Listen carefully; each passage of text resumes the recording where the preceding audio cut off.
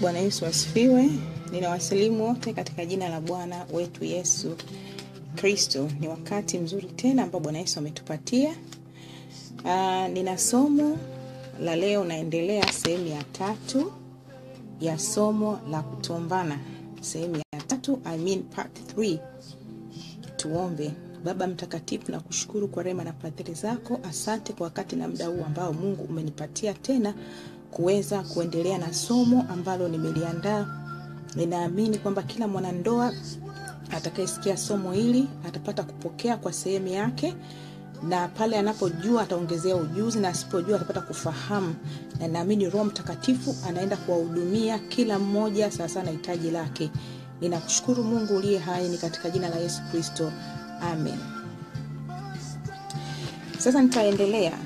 Wanandoa wa kike, zingatia kujituma na ubunifu. Kujituma na ubunifu. Kujituma na ubunifu, haya ni ufunguo bora na muhimu wa kufungua mlango wa raha katika kutombana. Neno la Mungu linasema, mke asikose kumstai mumewe. Hiyo ni katika Waefeso sura ya 5 mstari wa 33b. Mke, neno kustai lina maana na kina katika maisha ya ndoa. Nguzo ya maisha ya ndoa. Nguzo ya maisha ya ndoa ni tendo la ndoa.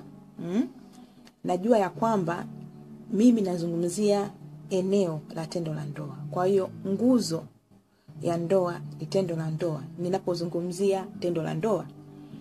Lakini kwa ujumla ndoa nguzo ni Mungu. Lakini sasa ndani ya Mungu upo ufahamu ambao wewe wapaswa kuuelewa. Sasa basi, angalia ya kwamba usitoe nafasi, ewe mke, unapoambiwa kumstai mume wako, unamwacha msichana wa kazi au house girl anafua chupi za mume wako. Sasa hapo, je, unamstai mume wako kweli?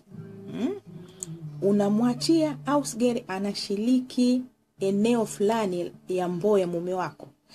Haishiriki kimatendo, lakini anashiriki kufua chupi za mume wako. Kwa hiyo unaona kwamba pale hujamstai mume wako. Kwanza yule msichana wa kazi anaelewa zile chupi za mume wako zinakaaje, zina sura gani. Mpaka inafikia kipindi msichana wa kazi anajua hata chupi mume wako anapenda kuvaa chupi gani, rangi gani, anaelewa. Kwa hiyo mstai mume wako, kwa sababu wakati mwingine zile chupi zinaweza kuwa na alama.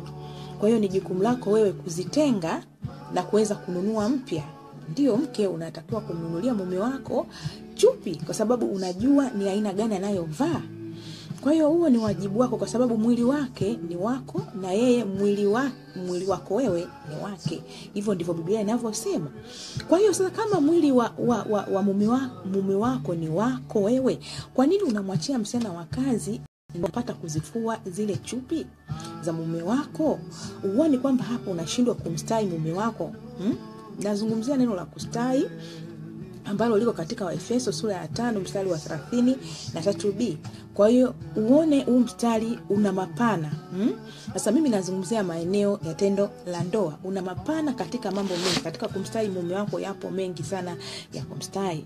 Kwa hiyo unakuta kwamba hata kama wewe ni msaidizi kwa upande wa uchumi na kuleta mkate mezani. Maana kuna wengine kutokana na maisha mambo leo, ulimwengu wa sasa hivi, hakika wanawake nao wako katika harakati ya kuleta mkate mezani.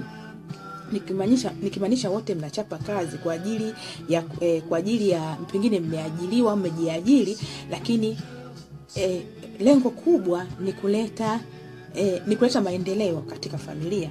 Kwa hiyo neno la Mungu linakuhimiza ni lazima umstai mume wako katika kona zote za maisha. Haijalishi wewe ni busy namna gani ama una shughuli gani unayofanya.